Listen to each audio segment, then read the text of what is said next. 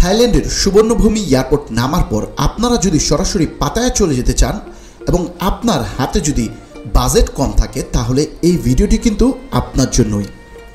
কিভাবে ব্যাংকক থেকে কম খরচে বাসে করে আপনারা পাতায়া যাবেন, কিভাবে এবং কত টাকায় বাসের টিকিট পাবেন, পাতায়া গিয়ে কোথায় কম খরচে হোটেল পাবেন এবং পাতায়া থেকে কিভাবে একদিনে কোরাল আইল্যান্ড বা তার আশেপাশের সব দ্বীপগুলো ঘুরে দেখবেন তা জানতে পারবেন আজকের আমাদের এই থাইল্যান্ড ভ্রমণ সিরিজের মাধ্যমে। তো চলুন এবার মূল ভিডিওটি শুরু করা যাক।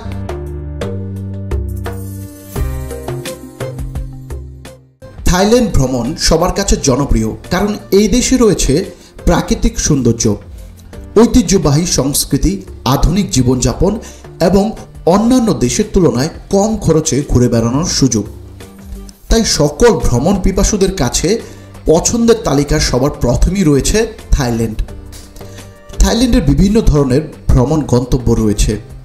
যারা প্রকৃতি পছন্দ করেন তাদের জন্য রয়েছে দ্বীপ ও পাহাড়, ঐতিহাসিক প্রেমীদের জন্য রয়েছে প্রাচীন মন্দির ও রাজপ্রাসাদ, আর যারা শহরের জীবনের মজা নিতে চান তাদের জন্য রয়েছে ব্যাংকক ও পাতায়ার মতো ব্যস্ত শহর ও এই শহরের নাইট লাইফ। তো চলুন এইবার জেনে নেই কিভাবে আপনারা ব্যাংকক এয়ারপোর্ট থেকে পাতায়ায় যেতে পারবেন বাসে করে। থাইল্যান্ডের রাজধানী ব্যাংককের সুবর্ণভূমি এয়ারপোর্টে নামার পর সবার আগে আপনার সিমের প্রয়োজন হবে, তাই আপনি এয়ারপোর্টে থেকে সিম কিনে নেবেন সবার আগে। সিম কেনার জন্য আপনারা চাইলে ডিডাক্টের হ্যাপি ট্যুরিস্ট সিম নিতে পারেন।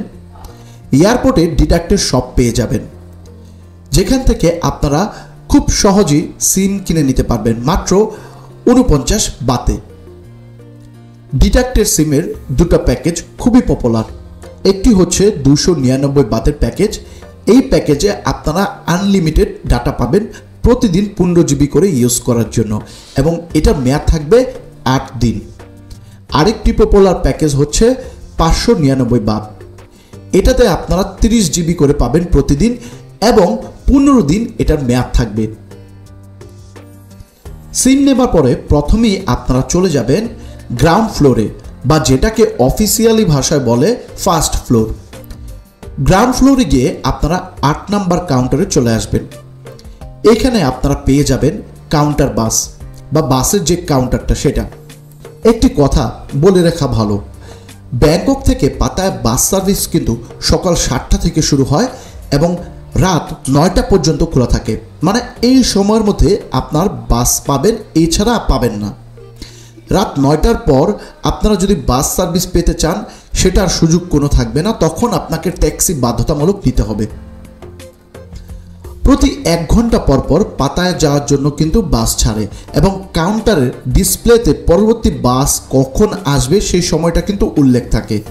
তাছাড়াও এই বাস কাউন্টার পাশেই একটি ওয়েটিং রুম আছে, যেখানে আপনারা ব্যাগ রেখে রিল্যাক্সে বাসের জন্য ওয়েট করতে পারবেন।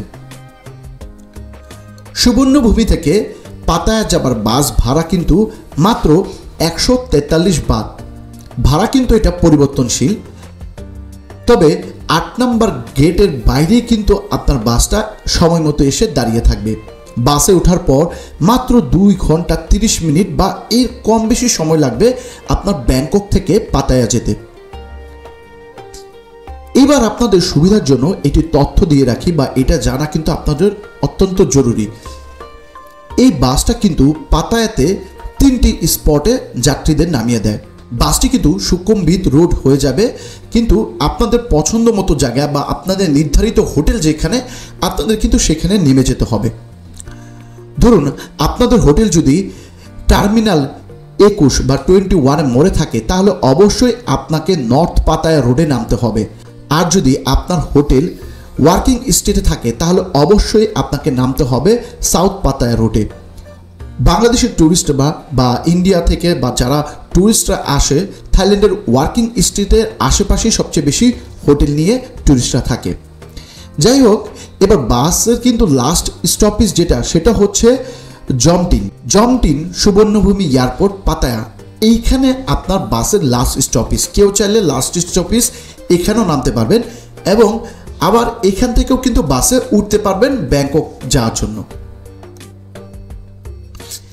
এখান থেকে নামার পর আপনারা আগে থেকে হোটেল যদি বুকিং করা থাকে তাহলে লোকাল ট্যাক্সিতে করে আপনাদের হোটেল পর্যন্ত যেতে পারবেন।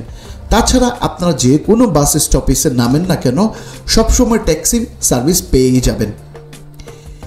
এবার যদি আপনারা পাতায়া ঘোরা শেষ করে আবার ব্যাংকক চলে যেতে চান তাহলে কিন্তু আপনাকে ঠিক আবার এই আগের জায়গায় মানে জমটিম সুবর্ণভূমি এয়ারপোর্ট বাস স্টপ পাতায়াতে চলে আসতে হবে।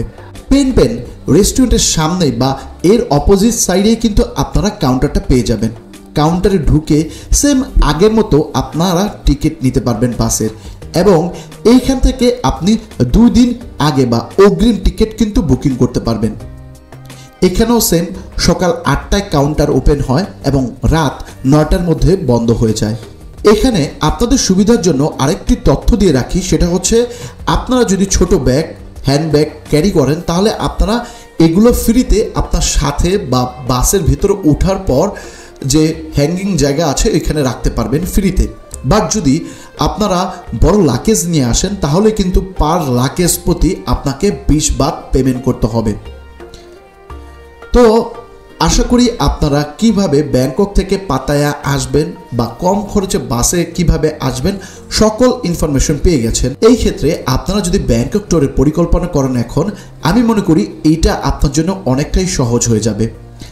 আমরা পরবর্তী ভিডিওতে আপনাদের দেখাবো যে কিভাবে আপনারা পাতায়াতে এসে হোটেল নেবেন বা কোথায় থাকবেন কম খরচে, এবং পাতায়া থেকে মাত্র 1 দিনের ট্যুর প্যাকেজ বুকিং করে আপনারা কোরাল আইল্যান্ড ও তার আশেপাশের দ্বীপগুলো ঘুরে আসতে পারবেন। যদি ভিডিওটি ভালো লেগে থাকে আজকের, তাহলে অবশ্যই লাইক কমেন্ট শেয়ারের মাধ্যমে সকলকে জানিয়ে দেওয়ার চেষ্টা করবেন। ভালো থাকবেন, সুস্থ থাকবেন, দেখা হবে পরবর্তী ভিডিওতে। ধন্যবাদ সবাইকে।